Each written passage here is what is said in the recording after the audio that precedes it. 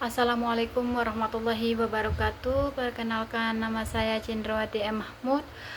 Pada kesempatan ini saya akan membahas sebuah topik yang menjadi tulang punggung perekonomian modern di era digital, yaitu materi mengenai logistik 4.0 supply chain management in industri 4.0 era. Melalui pembahasan ini, kita akan memahami bagaimana transisi teknologi informasi tidak hanya sekedar mengubah alat kerja, melainkan merombak secara total paradigma pergerakan barang, manajemen informasi, dan kolaborasi antar organisasi di seluruh dunia.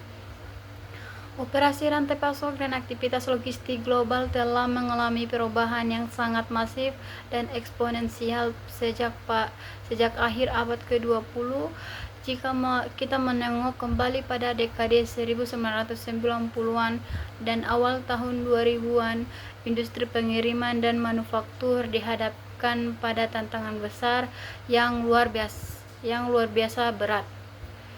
Tantangan tersebut meliputi gelombang globalisasi yang meluas, tuntutan respon pelanggan yang serba cepat, serta kewajiban untuk menekan biaya operasional seminimal mungkin melalui praktik just in time atau JIT untuk merespon kebutuhan mendesak tersebut. Teknologi informasi generasi awal mulai diadopsi. Sistem seperti Electronic Data Interchange System, Stellit Global Positioning System atau GPS melalui disematkan pada armada transportasi, serta Decision Support System atau DSF diaplikasikan untuk membantu para manajer mengambil keputusan logistik operasional. Penerapan teknologi awal ini terbukti berhasil meningkatkan kapasitas penanganan barang serta memberikan kemampuan pelacakan dasar secara real time. Namun, lompatan teknologi yang sesungguhnya baru terjadi ketika dunia memasuki gerbang revolusi industri keempat yang kita kenal sebagai industri 4.0. Revolusi ini dipicu oleh lahirnya interkoneksi super cepat melalui Internet of Things atau IoT, komputansi awan atau cloud computing, atau sensor-sensor cerdas berukuran mikro, serta sistem tertanam atau embedded system. Gagasan utama di balik lahirnya industri 4.0 adalah keinginan global untuk memaksimalkan pemanfaatan seluruh sumber daya yang ada dan mendongkrak produktivitas perubahan agar tidak tergilas dalam persaingan pasar.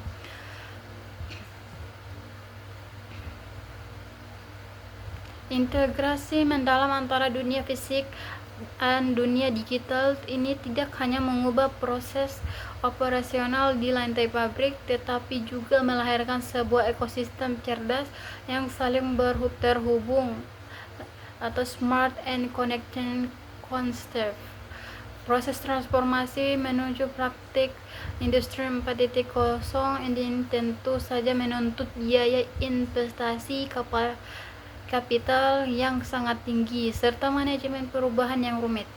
Sebab digitalisasi ini mengubah metode manufaktur berdasarkan yang dimiliki suatu perubahan.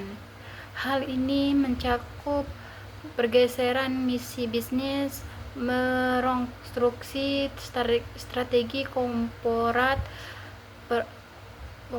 reorganisasi struktur kerja, hingga transformasi pada karakteristik produk yang dihasilkan. Mendorong utama dari kemajuan satu dekade terakhir ini adalah migrasi dari komputer personal komersial menuju perangkat-perangkat cerdas atau smart device yang memanfaatkan infrastruktur jaringan nirkabel berbasis cloud.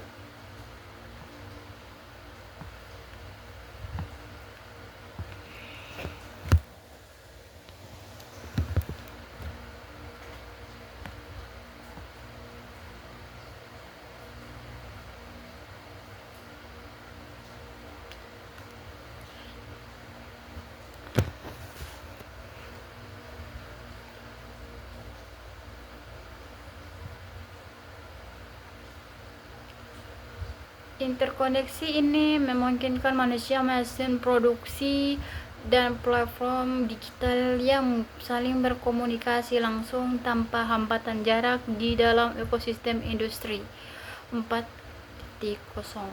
Pabrik dan jaringan logistik masa depan diproyeksikan sebagai sebuah cyber physical systems atau CPS. CPS bertindak sebagai sebuah mekanisme fisik di mana seluruh jalannya operasional dipantau, dikendalikan, dan dikoordinasikan oleh sistem kompetensi serta komunikasi berbasis internet. Di dalam lingkungan siberfisik ini, mesin, perangkat logistik, dan manusia bekerja secara harmonis demi menghasilkan produk-produk cerdas melalui proses industri sangat efisien. Kemajuan ini ditopang oleh teknologi digital utama seperti robotika tingkat lanjut atau advanced robotics, kecerdasan buatan atau artificial intelligence, internet untuk segala atau IoT, fabrikasi digital termasuk pencetakan 3 dimensi atau 3D printing, serta teknologi penangkapan dan analitik data berskala besar. Untuk memahami kemana arah perubahan logistik 4.0, kita harus meletakkan pemahaman kita pada definisi dasar dan efisiensi dari logistik itu sendiri. Secara akademik dan praktik, logistik dapat didefinisikan sebagai sebuah orientasi, perencanaan, pelaksanaan, koordinasi, dan pengawasan yang terstruktur untuk menciptakan aliran produk atau jasa serta informasi yang efektif dan efisien, baik di dalam maupun di antara batasan bisnis. Sementara itu, supply chain management atau SCM atau manajemen rantai pasok dibangun di atas fondasi kerangka kerja logistik tersebut. Perbedaan utamanya terletak pada cangkupan.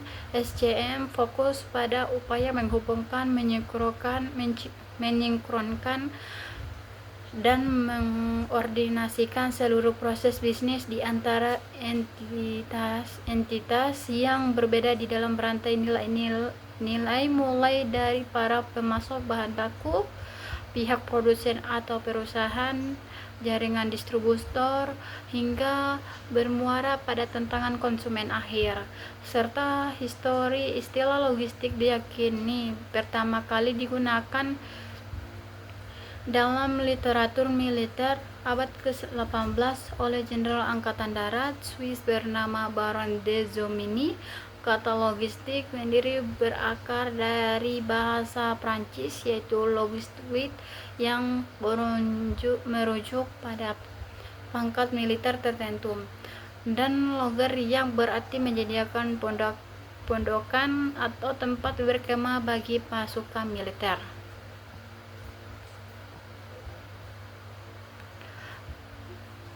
Angkatan Darat Amerika Serikat kemudian mengadopsi istilah ini pada akhir abad ke-19 untuk menggambarkan seluruh aktivitas dukungan militer seperti pemindahan pasukan, penyediaan fasilitas, dan pengisian kembali pasokan persenjataan di medan perang.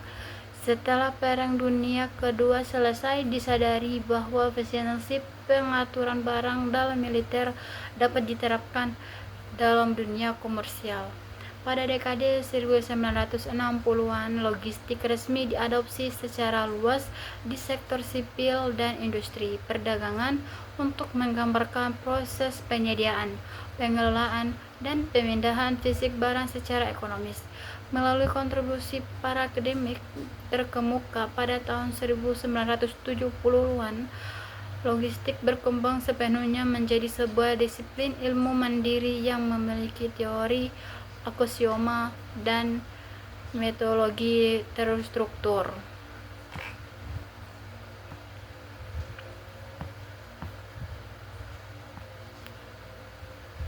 Di dalam aktivitas industri modern, tingkat keberhasilan operasional sebuah manajemen logistik diukur secara ketat menggunakan sebuah parameter emas yang dikenal sebagai istilah 7R of Logistics, RS of Logistics, atau prinsip 7 tepat.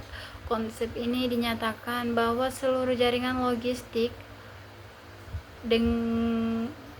wajib memastikan ketersediaan pertama, produk yang tepat; kedua, jumlah yang tepat; ketiga, kondisi yang tepat; keempat, tempat yang tepat; kelima, waktu yang tepat; keenam, konsumen yang tepat; dan ketujuh yaitu biaya yang tepat. Secara operasional di lapangan, seluruh aktivitas aliran logistik terbagi ke dalam dua pilar utama yang saling berkesinambungan. Inbound logistik atau logistik masuk. Sektor ini berfokus pada pengaturan dan pengelolaan aliran materai, bahan baku mentah atau komponen produk dari pemasok eksternal menuju ke dalam lingkungan internal pabrik manufaktur. Aktivitas di dalam logistik masuk ini meliputi penerimaan barang di dok, pembongkaran, pemeriksaan kualitas awal, penanganan materai di dalam area pabrik atau materai handling, menyimpan di gudang bahan baku, konsolidasi muatan, penentuan operator dan transformasi, hingga manajemen pengangkutan kembali armada kosong atau backhaul management. Outbound logistik atau logistik keluar. Sektor ini berfokus pada aktivitas penanganan, pengemasan, dan distribusi fisik barang jadi finished good dari ujung lini produksi manufaktur menuju ke jaringan distributor, retail, hingga akhir dikonsumsi oleh pembeli akhir. Aktivitas utama mencakup pemrosesan dokumen pesanan pelanggan, pengelolaan gudang barang jadi, penjadwalan armada kendaraan pengiriman, penentuan rute distribusi terpendek, hingga operasi pengiriman jarak terakhir atau last mile delivery. Perbedaan esensial di antara keduanya terletak pada karakteristik materi produk yang ditangani. Logistik masuk mengurusi bahan mentah yang nilai ekonomi per unit yang cenderung lebih rendah, sedangkan logistik keluar menangani produk akhir siap pakai yang memiliki nilai ekonomi tinggi serta sensitivasi yang sangat ketat terhadap kepuasan waktu konsumen.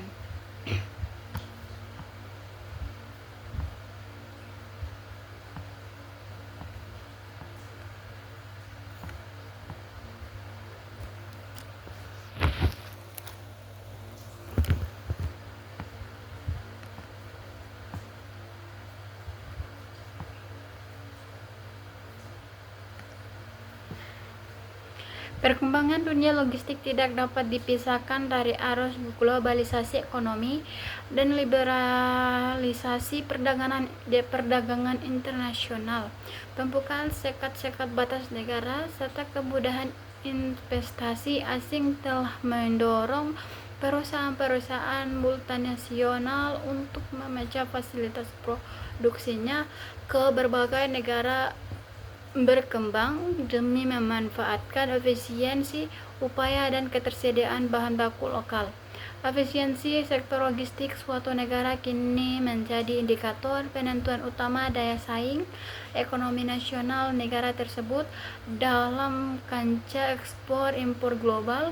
Namun, penyebaran jaringan rantai pasok ke berbagai belahan benua menimbulkan tantangan risiko ketidakpastian operasional yang sangat tinggi bagi jajaran manajemen. Perusahaan dipaksa menghadapi volatilitas harga bahan bakar dunia, ketidakpastian kondisi geopolitik, risiko bencana alam, kelangkaan tenaga kerja, tenaga kerja terampil di wilayah tertentu, hingga kompleksitas regulasi kepabeanan yang berbeda di tiap negara. Fragmentasi geografis ini yang menjadi motor penggerak utama bagi perusahaan untuk mengadopsi teknologi digital terintegrasi demi mensinkronkan seluruh operasi mereka yang tersebar sebelum kita mencapai era kematangan logistik 4.0 yang serba otomatis seperti sekarang. Digitalisasi dalam manajemen informasi logistik dan manufaktur berjalan secara bertahap dari dekade ke dekade.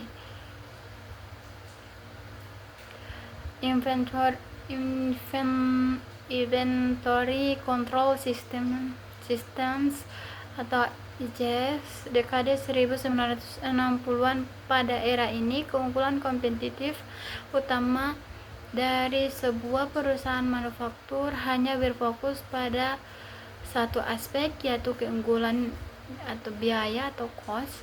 Perusahaan memanfaatkan komputer mainframe generasi awal untuk mengotomatisasi sistem kontrol inventaris konvensional. Pendekatan matematika dasar seperti ekonomik, order kuantitas atau EOQ, dan perhitungan batas pemesanan ulang diaplikasikan lewat program komputer awal ini.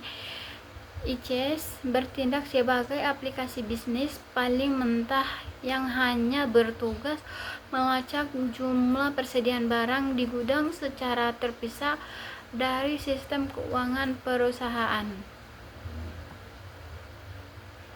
Materials Requirement Planning atau MRP dekade 1970-an. Seiring dengan meningkatnya kompleksitas perakitan produk yang melibatkan ratusan jenis komponen, metode perhitungan manual atau ICS sederhana tidak lagi memadai.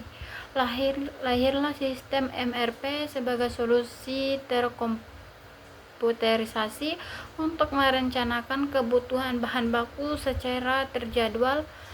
MRP bekerja dengan mencocokkan jadwal produksi utama dengan ketersediaan material di gudang. Kelemahan pada masa itu adalah sistem ini membutuhkan dukungan teknis mainframe komputer yang sangat besar, lambat dalam memproses data, serta memakan biaya operasional yang sangat mahal. Pada akhir dekade 1970-an, fokus kompetisi mulai bergeser ke arah aspek pemasaran, di mana perusahaan dituntut untuk fleksibel memproduksi barang sesuai preferensi segmen pasar tertentu. Manufacturing Resource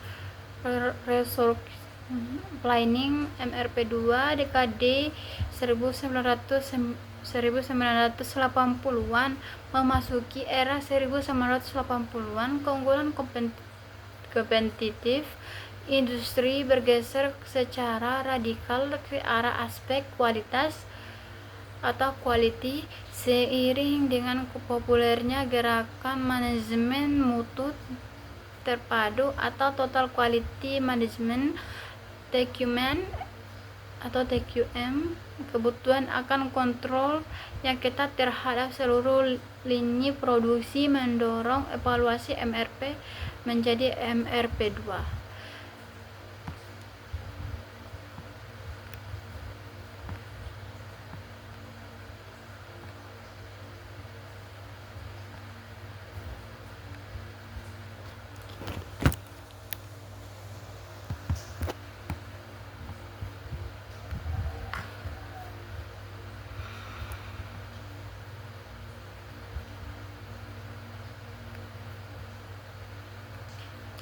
Sistem MRP2 bertindak sebagai sistem berbasis komputer berskala luas di seluruh perusahaan. Perbedaan besarnya adalah MRP2 tidak hanya menghitung kebutuhan material tetapi juga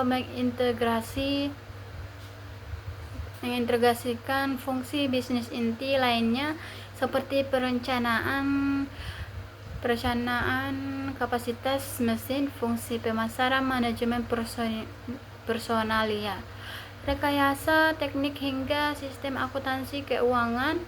MRP2 memberikan kemampuan luar biasa bagi manajemen berupa simulasi internal untuk menjalankan analisis skenario bagaimana jika, sehingga rencana operasi produksi dapat langsung diterjemahkan ke dalam proyeksi laporan keuangan perusahaan secara otomatis.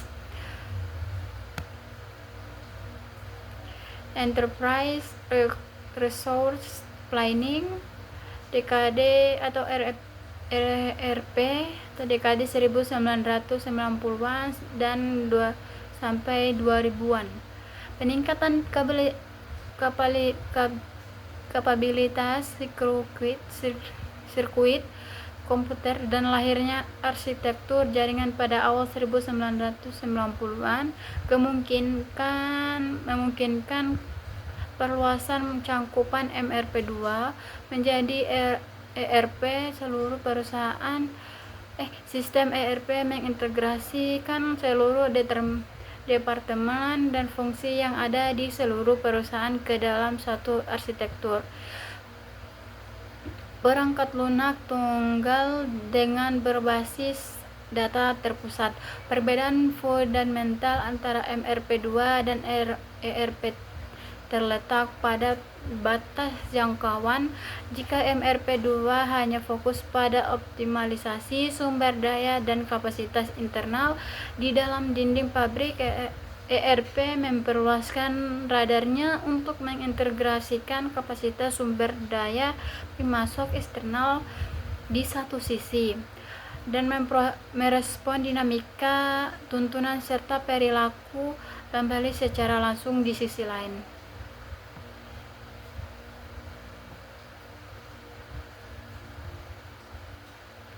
Memasuki era tahun 2000-an, time, fleksibilitas, integrasi lintas industri, serta memasuki era tahun 2000-an, lahirlah generasi ERP2 yang mengumpulkan data secara real time, fleksibilitas, integrasi lintas industri, serta adopsi aplikasi berbasis web yang menyatukan manajemen rantai pasok dengan manajemen hubungan pelanggan atau customer relationship management. Peran logistik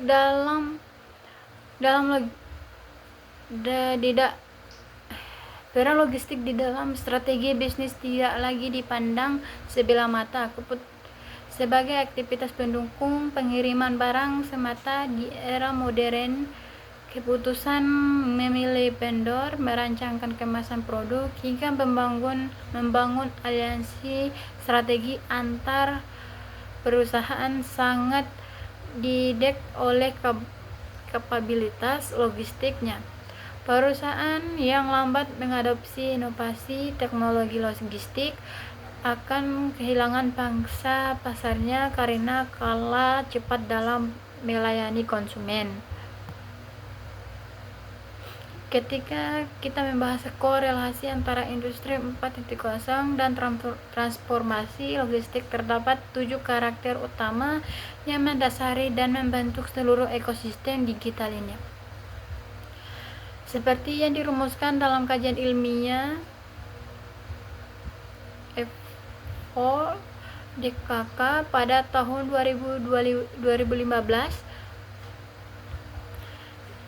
digitalisasi seluruh dokumen fisik, alur proses internal, saluran komunikasi interorganisasi, sehingga komponen pelacakan produk diubah secara total ke dalam bentuk data digital integrasi yang dapat diakses instan. Otomisasi perangkat keras dan perangkat lunak di dalam ekosistem ini memiliki kemampuan untuk belajar secara mandiri serta mengambil keputusan operasional di lapangan tanpa perlu campur tangan atau intervensi konvensional dari operator manusia. Transparansi, semua data operasional mengalir secara transparan di sepanjang rantai nilai. Transparan ini memicu terbentuknya mekanisme pengambilan keputusan yang sangat kolaborasi, objektif, dan akurat di antara perusahaan dengan seluruh mitra bisnisnya.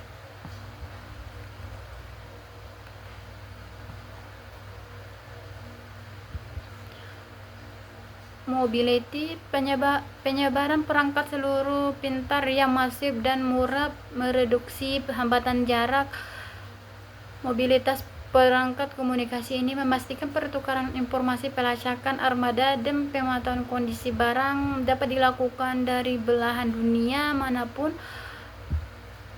Modularisasi fasilitas produksi, tata letak gudang, dan sistem logistik dirancang dalam bentuk komponen modular yang dapat dibongkar pasang atau konfigurasi ulang secara cepat guna merespon ke perubahan tren permintaan pasar yang bergejolak. Kolaborasi jaringan, seluruh keputusan strategis dan operasional tidak lagi diambil secara egois atau perusahaan, melainkan diputuskan melalui interaksi yang intensif di dalam sebuah jaringan digital, integrasi yang melibatkan kerjasama antar mesin dan antar organisasi. Sosialisasi, karakteristik ini unik di mana mesin-mesin produksi, robot pergudangan, antar armada transportasi tidak lagi pasif, melainkan saling berkomunikasi, bertukar status operasional, dan berinteraksi satu sama lain secara otomatis di dalam jaringan nirkabel privat. Melihat kembali belakang, perjalanan umat manusia dalam mengembangkan bidang logistik dapat dirangkumkan ke dalam keempat tahapan generasi evaluasi yang masif. Logistik 1.4, era mekanisasi transformasi. Ada logistik 2, era otomatis penanganan.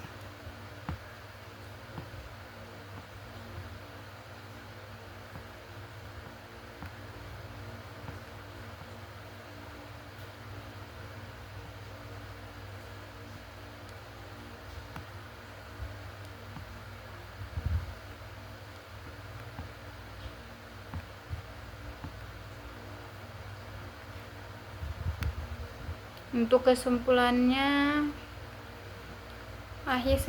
seluruh pemaparan materi kita dapat kita tegaskan bersama bahwa logistik 4.0 bukan lagi sekedar sebuah pilihan opsi teknologi eksperimental atau tren masa depan yang samar.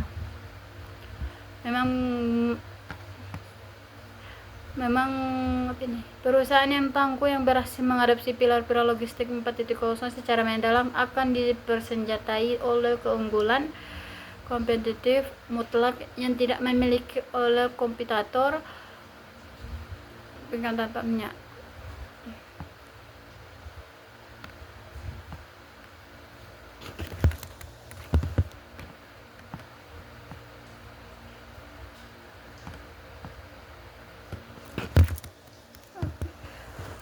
Baik, sekian dan terima kasih. Itu dari pemaparan materi saya. Sekian dan terima kasih.